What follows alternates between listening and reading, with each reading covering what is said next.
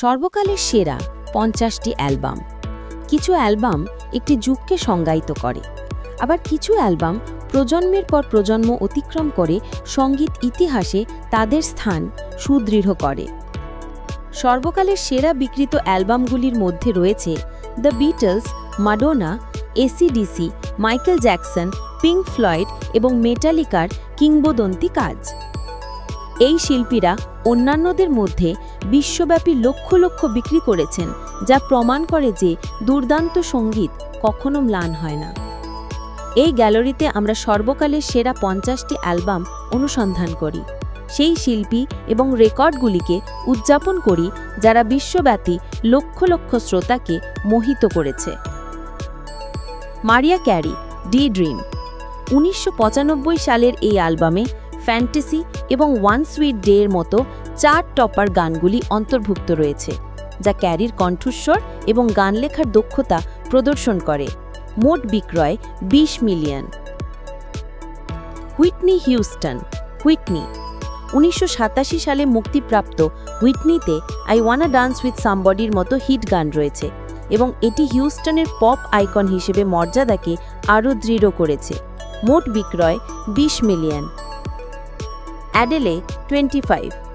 ২০১৫ সালে মুক্তিপ্রাপ্ত হ্যালো অভিনীত অ্যাডেলের ছবিটি ৪ বছরের বিরতির পর সমালোচকদের প্রশংসা এবং বাণিজ্যিক সাফল্য অর্জন করে। মোট বিক্রি ২১ মিলিয়ন।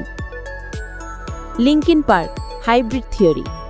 ২০০০ সালে ব্যান্ডটির প্রথম অ্যালবামটি রক এবং হিপ হপকে একত্রিত করে, যেখানে ইন দি এন্ড এবং ক্রলিংয়ের মতো হিট গানগুলি ছিল, যা ব্যাপক দর্শকের কাছে আকর্ষণীয় ছিল। মোট বিক্রি ২,১০,০০,০০০। মাডোনা, লাইক আ ভার্জিন। ১৯৮৪ সালের মাডোনার অ্যালবামে শিরোনামের গান এবং ম্যাটেরিয়াল গার্লের মতো আইকনিক ট্র্যাক রয়েছে, যা মাডোনাকে পপ সংস্কৃতির একটি ঘটনা হিসেবে প্রতিষ্ঠিত করে। মোট বিক্রয় ২১ million. Lead Zeppelin, lead Zeppelin 2। ১৯৬৯ সালের ক্লাসিক রক অ্যালবামে হোল লটা লাভ রয়েছে এবং লেড জেপলিনের উদ্ভাবনী শব্দের উদাহরণ রয়েছে। মোট বিক্রয় ২২ million. Pink Floyd, wish you were here.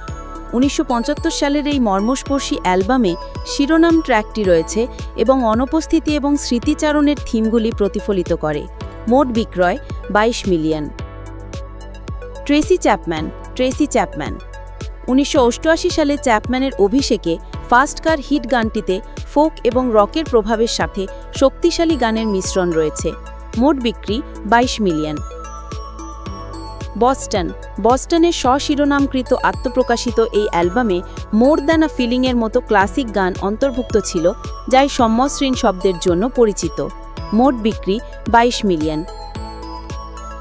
মাডোনা, true blue. ১৯৮৬ সালে মুক্তিপ্রাপ্ত এই অ্যালবামে লিভ টু টেলের মতো হিট গান রয়েছে এবং সঙ্গীতে ম্যাডোনার এই প্রভাব আরও প্রতিষ্ঠিত করেছে।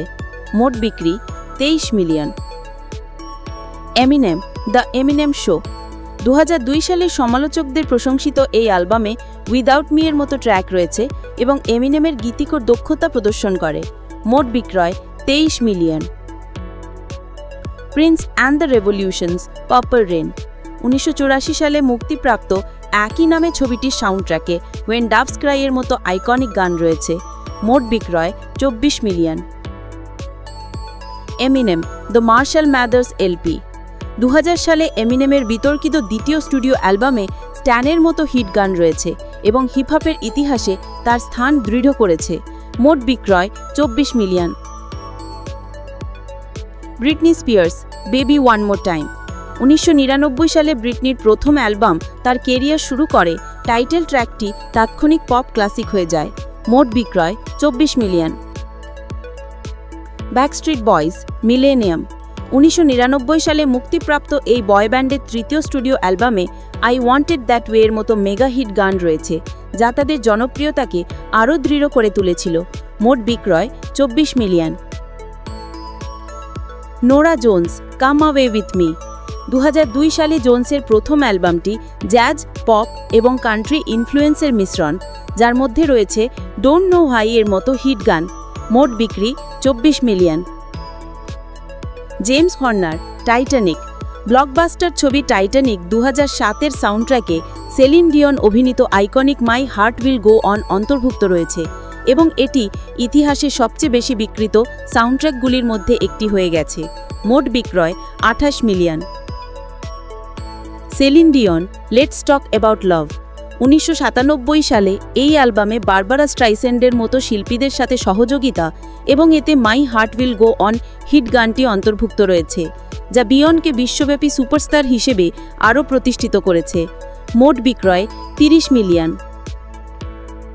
অ্যাডেলে 21। 2011 সালে প্রকাশিত অ্যাডেলের দ্বিতীয় অ্যালবামে রোলিং ইন দ্য ডিপ এবং সামওয়ান লাইক ইউ এর মতো আবেগময় ব্যালেড রয়েছে, যা তাকে অসংখ্য পুরস্কার এবং সমালোচনার প্রশংসা এনে দিয়েছিল। মোট বিক্রয় 30 মিলিয়ন।